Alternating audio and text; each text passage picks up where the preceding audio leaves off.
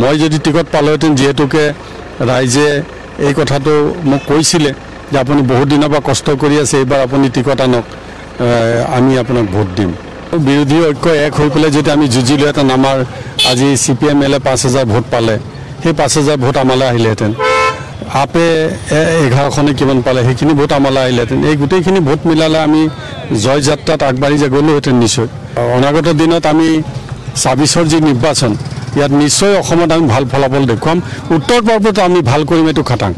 আজি জয়ন্ত বৰাই বেছি ভোট পাই পেলাই জিকি যাম বুলি হয়তো ওপৰৰ মহলত তেওঁ কনভিন্স কৰাই পেলাই টিকট আনিবলৈ সক্ষম হ'ল ধন টকা পইচা যদি তেওঁৰ ইমানেই আছিলে সেই ধন টকা পইচাই তেতিয়ালে কিয় কাম নকৰিলে ৰাইজে সিদ্ধান্ত লয় ধন টকা পইচাইটো সিদ্ধান্ত নলয় বিহালী উপনিৰ্বাচনৰ ফলাফল ওলাল বিজেপি প্ৰাৰ্থী দিগন্ত ঘাটোৱালে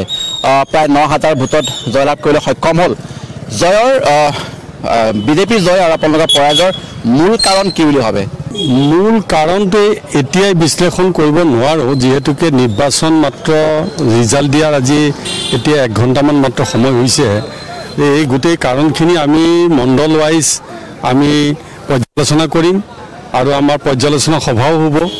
আমাৰ জিলা কংগ্ৰেছৰ কাৰ্যালয়ত বা ব্লকৰ কাৰ্যালয়ত আমি বহি এইবিলাক মন্থন কৰিম কৰি পেলাই যি কাৰণে আমি নিৰ্বাচনত পৰাজয় বৰণ কৰিলোঁ সেই কাৰণবিলাক উলিয়াই আমি তাত যাতে 26 চনৰ নিৰ্বাচনত যাতে আমি জিকিব পাৰোঁ নিশ্চয় আমি এইটো কামনা কৰোঁ বিৰোধী ঐক্য এক হৈ পেলাই যদি আমি যুঁজিলোহেঁতেন আমাৰ আজি CPM-এ 5,000 ভোট পালে সেই 5,000 ভোট আমালৈ আহিলেহেঁতেন আৰু আপে 11খনে কিমান পালে সেইখিনি ভোট আমালৈ আহিলেহেঁতেন এই গোটেইখিনি ভোট মিলালে আমি জয় যাত্ৰাত আগবাঢ়ি গ'লোহেঁতেন নিশ্চয় সেইখিনি হয় আৰু অনাগত দিনত আমি 26ৰ যি নিৰ্বাচন ইয়াত নিশ্চয় অসমত আমি ভাল ফলাফল দেখুৱাম উত্তৰ পূৰ্বত আমি ভাল কৰিম এইটো খাটাং এই কথাটো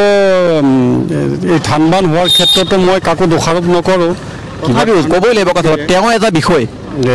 এইটো হয় যে মইতো কৈছোঁৱেই যে আমাৰ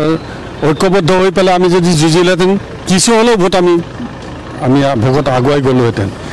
জিকা হৰাটো ক'ব নোৱাৰোঁ কিন্তু আমি ভোটত আৰু কিছু মানে আগবাঢ়ি গ'লোহেঁতেন এই ক্ষেত্ৰত আমি আলোচনা কৰিম আগৰ দিনত যাতে ভৱিষ্যতলৈ যাতে আমাৰ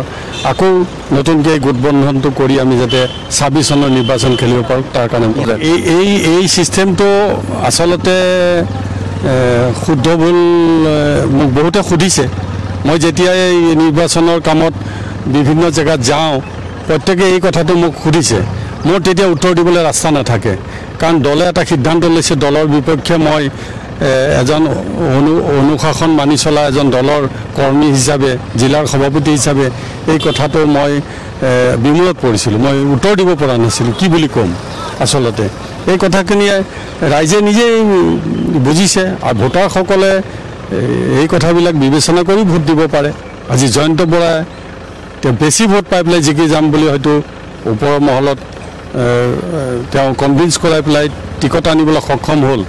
ধন টকা পইচা যদি তেওঁৰ ইমানেই আছিলে সেই ধন টকা পইচাই তেতিয়ালে কিয় কাম নকৰিলে ৰাইজে সিদ্ধান্ত লয় ধন টকা পইচাইটো সিদ্ধান্ত নলয় টকা পইচা লাগে মানুহক ইলেকশ্যন খেলিবৰ কাৰণে কিন্তু জনপ্ৰিয়তাটো লাগে আৰু ৰাইজৰ গ্ৰহণযোগ্যতাটো লাগে এইটো গৌৰৱ গগৈ চাওক গৌৰৱ গগৈ আমাৰ দলৰ এজন সাংসদ তেখেতক অকল নহয় আমাৰ 5খন কমিটি বনাই দিছিলে 5টা উপনিৰ্বাচনৰ কাৰণে তেখেতে ইয়াত বিহালীৰ দায়িত্বত আছিলে আৰু সেইকাৰণে তেখেতে নিজৰ দায়িত্ব পালন কৰিবৰ কাৰণে তেখেত আহিছে আৰু সেইমতে তেখেতে কামত লাগিছে আমাক সকলোকে লগত লৈ লৈছে তেখেতে অকলে কৰা নাই আমাক লগত লৈ পেলাই তেখেতে নিৰ্বাচনত অংশগ্ৰহণ কৰিছে আৰু প্ৰত্যেকখন সভা সমিতিতে আমি তেওঁৰ লগত আছোঁ তেওঁ সহযোগিতা আগবঢ়াইছে সেইটো মই নিশ্চয় ভাবোঁ মই যদি টিকট পালোহেঁতেন যিহেতুকে ৰাইজে এই কথাটো মোক কৈছিলে যে আপুনি বহুত দিনৰ পৰা কষ্ট কৰি আছে এইবাৰ আপুনি টিকট আনক আমি আপোনাক ভোট দিম সেই মানুহবিলাকে কোনে কাক ভোট দিছে নাজানো কিন্তু তেওঁলোকে কোৱা কথাখিনি হয় সেই কথাখিনি ক'বই লাগিব